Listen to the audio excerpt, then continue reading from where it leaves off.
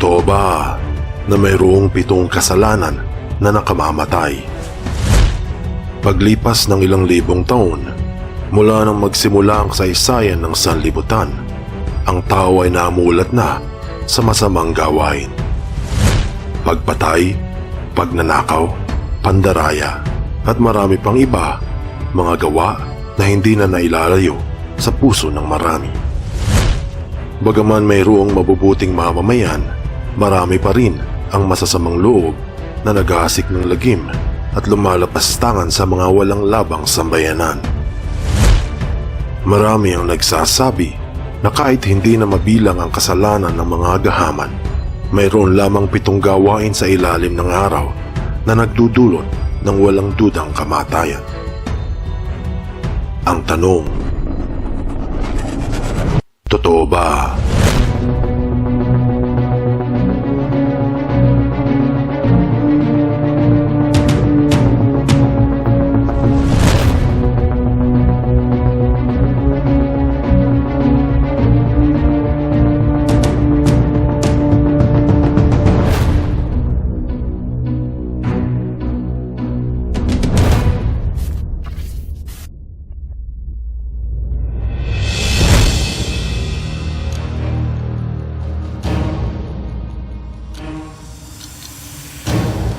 Ano ang ibig sabihin ng salitang kasalanan?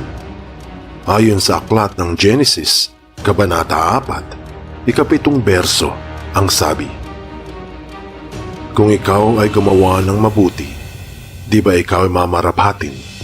At kung hindi ka gumawa ng mabuti, ay nahahandusay ang kasalanan sa pintuan."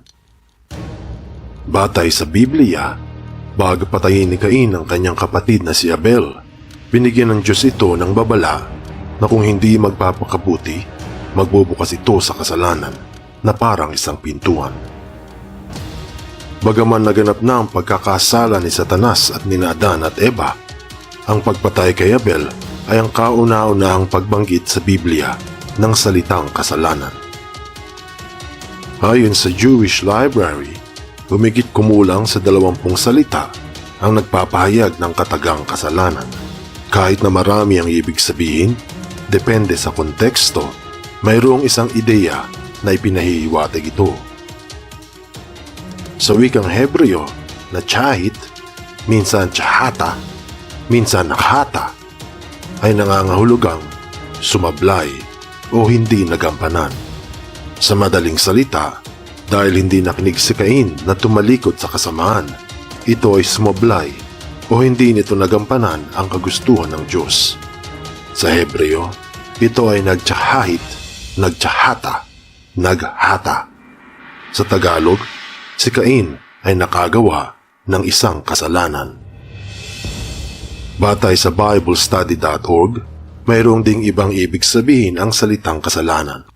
Sa wikang Griego, ang salitang hamartia na nagpapahiwatig ng paggawa ng mali. At ang pangalawa, ang salitang hamartano na nagpapahiwatig naman ng hindi tumama sa pinuntirya o missing the mark. Nagkasala si Cain dahil gumawa ito ng mali sa paningin ng Diyos, ang pagpatay sa kanyang kapatid.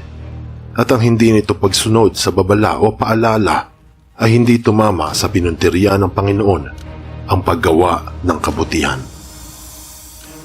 Kung pagsasama-samahin ang lahat ng kahulugan ng salitang kasalanan sa Biblia, sa Lumang Tipan at Bagong Tipan, mula sa wikang Griego at sa Hebreo, ito ay umuukol sa lahat ng mga pangyayari na hindi sang-ayon sa kalooban ng Diyos. Ang pagbabalak ng masama ni Cain laban sa kanyang kapatid ay isa ng kasalanan kahit na hindi pa ito nagagawa. Sa libro ng mga taga-Roma, Kabanata 6, ika-23 bersikulo, ang sabi, "Ito ay sapagkat ang kabayaran nga ng kasalanan ay kamatayan." Ang sabi sa libro ni Santiago, Kabanata 1, ika-15 bersikulo, "Kung ang kasalanan ay naganap, ito ay nagbubunga ng kamatayan." Batay sa banal na libro, ang kasalanan o mga kaganapang hindi ayon sa Diyos ay nagdudulot ng walang iba kung hindi kamatayan.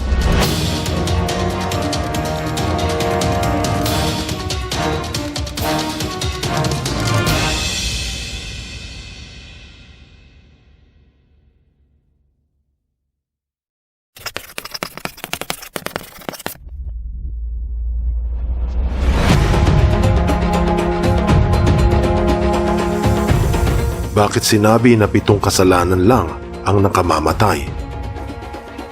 Ayon sa Deadly Sins History, ipinahayag sa kasulatang Sacred Origin of Profound Things na nagmula ang listahan ng 8 nakamamatay na kasalanan kay Evagrius of Pontus, isang Greek theologian.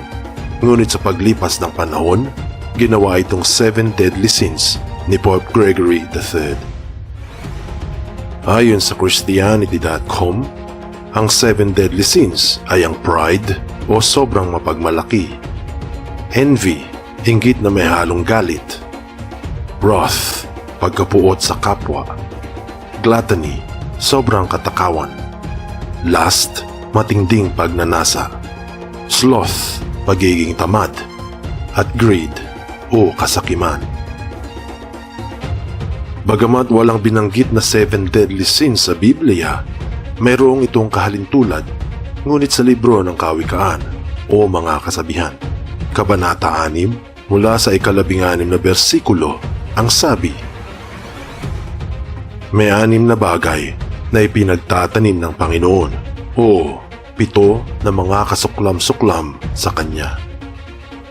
Mga palalong mata, sinungaling na dila, at mga kamay na nagbububo ng walang salang dugo, puso na kumatha ng mga masamang akala, mga paa na matulin sa pagtakbo sa kasamaan, sinungaling na saksi na nagsasalita ng kabulaanan, at ang naghahasik ng pagtatalo sa gitna ng magkakapatid. Mapapansin na ang mga nabanggit na sala ay gawain ng mga bahagi ng katawan ng tao, katulad ng mata, kamay, at paa. Ito ay isang figure of speech na tinaguriang personification o ang pagbigay katangiang tao sa isang bagay. Pinahayag ito sa ganitong paraan upang mabigyang halaga ang matuwid na hustisya ng makapangyarihang Diyos. Dahil ang kinasusuklaman ng Panginoon ay ang masamang gawain, hindi ang mismong tao na gumagawa nito. Ibig sabihin, mayroong pag-asa na magbalik loob ang mga humihingi ng taus-pusong kapatawaran sa Diyos na lumikha.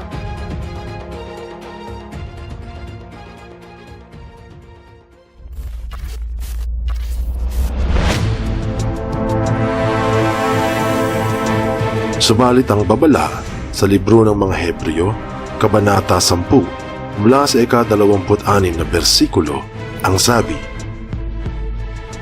kung sinasadya nating magkasala matapos na lubos nating malaman ang katotohanan, wala nang maaari pang ialay para sa mga kasalanan.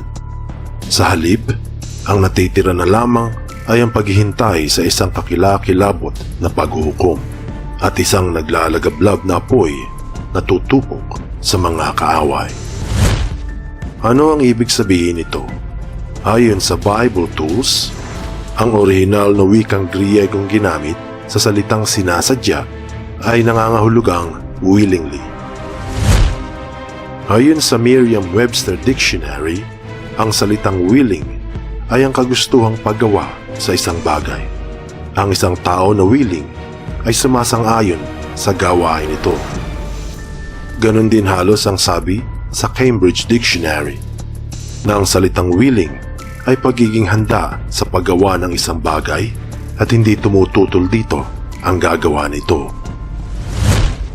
Kung ang salitang sin o kasalanan ay lahat ng pangyayari na hindi ayon sa kagustuhan ng Diyos, ang isang willingly sinning ay individual na alam na hindi sang-ayon sa Diyos ang isang gawain, ngunit patuloy pa rin itong ginagawa.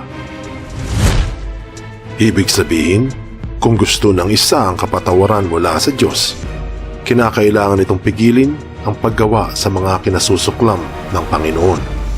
Ang mga matang mapagmalaki, ang dilang sinungaling, mga kamay na pumapatay, ang pag-iisip ng masamang balak, mga paang mahilig sa kasamaan, pagparatang ng hindi totoo sa kanyang kapwa, at ang pasimuno ng gulo sa mga kapatid. Kahit na hindi nabanggit sa Biblia ang 7 deadly sins, dahil ang totoo, lahat ng kasalanan ay nakamamatay kung walang kapatawaran. Matatanto na mayroong mga kasalanan na kasuklam-suklam sa Panginoon katulad ng ipinamalas ni Cain. Sa panahon ng kagipitan, marami ang nagtatanong kung bakit ang mga mayayaman sa bansa ang tila palaging matiwasay ang buhay, matatag na parang bakal, at ang mahihirap ay palagi na lang nagdudusa. Huwag kalimutan na kahit ang mga disipulo ni Jesus ay hindi nakaligtas sa kalupitan ng buhay. Kaya ang paalala sa lahat na bagamat mapagpatawad ang Diyos, huwag gumawa ng mga bagay na kinasusuklaman ito. Matibay man ang isa dahil sa kayamanan. Tandaan, walang nakasisira sa bakal kung hindi ang sariling tong kalawang.